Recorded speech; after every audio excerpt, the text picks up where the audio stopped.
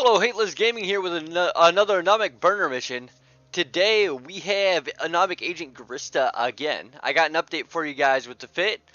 We swapped from the Daredevil to the Enyo with the new assault frigate changes, and it is just as fast, but at half the cost. The old Daredevil fit was approximately 250 million and ran the risk of you forgetting to inject a cap and dying pretty quickly when you do that. This new fit is cap stable-ish. And on top of that, it can fire its guns all day. It doesn't need cap injectors, and it's half the cost with, I believe, a lesser skill requirement. So let's get into the skills first.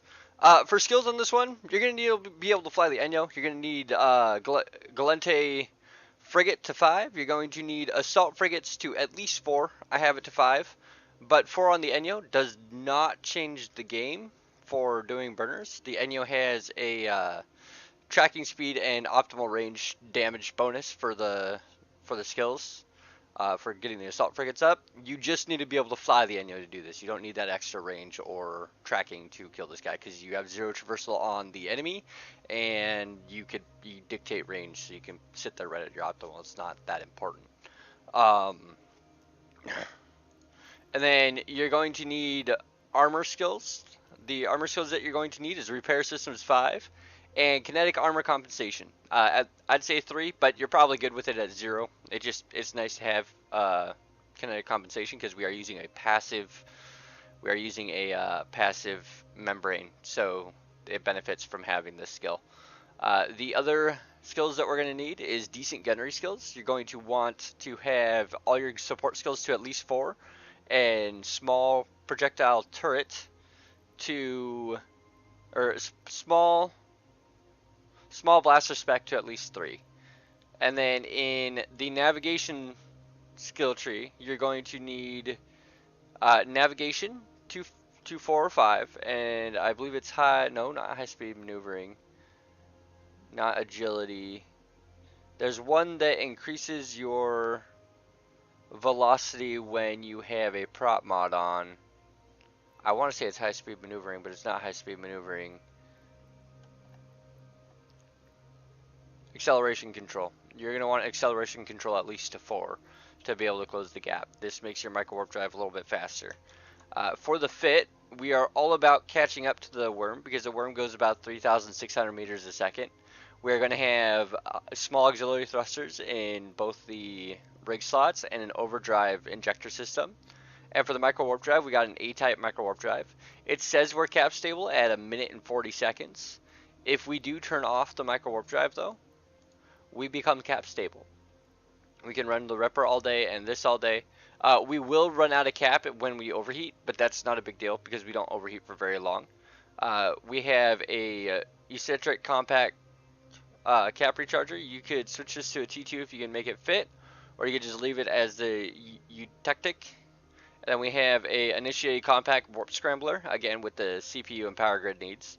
And then we have a Coreli B-type small armor repper, a Centum C-type kinetic membrane, a regular magnetic field stabilizer, and an overdrive injector. In the highs, we have light neutron blasters and a rocket launcher shooting Mjolnir rounds.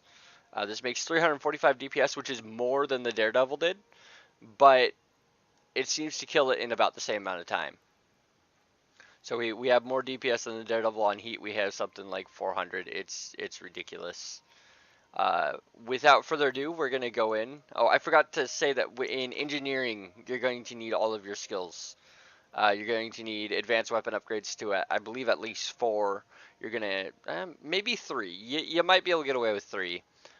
You're going to need your CPU management and your power grid management to 5. You're going to need weapon upgrades to 5. You're going to need your rigging skills. Actually, you don't need any rigging skills for this one. And then you're going to need, yeah, I think that's it for the fitting skills.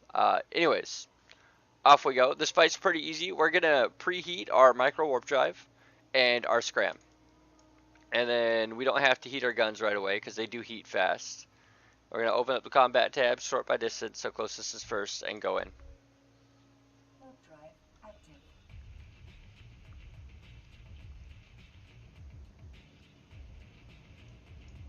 Upon going in, we see the worm orbiting us at some pretty silly speeds. We're going to hit keep at range, and then I'm going to hit F3 to activate the Microwarpdrive, and that'll put us right towards him. The Enyo can lock up the worm right away because it has a good locking range.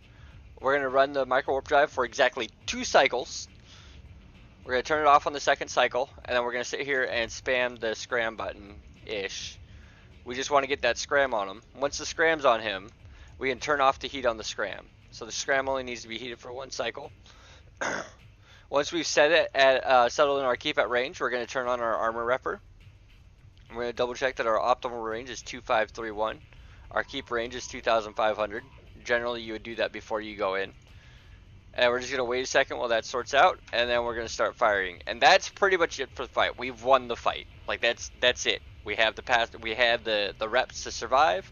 We can sit here and chip away at him, and he will slowly die. We can use a little heat. I tend to save my heat until he's at about 70% remaining health. If you really want to, you can throw a drone in. The drone does weird things to the AI, so I tend to just leave him be. I'm going to fast forward until I begin overheating here.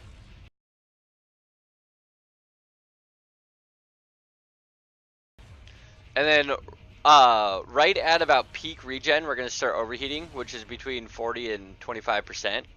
We're going to start overheating our guns just to make the kill go a little quicker, because right now he has a lot of shield boost and regen. So he's kind of on the difficult side to kill. So we'll start the overheat.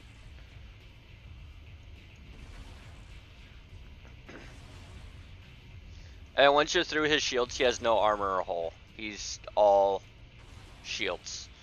So about now he's going to die as soon as we break his shields.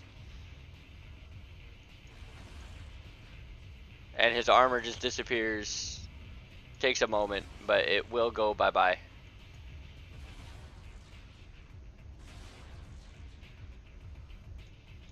And that's it for the burner worm. I hope to see you guys all again. Everybody, don't forget to like, comment, subscribe. Request what you'd like to see me do next. And I will see you in the next one. Fly dangerous, guys.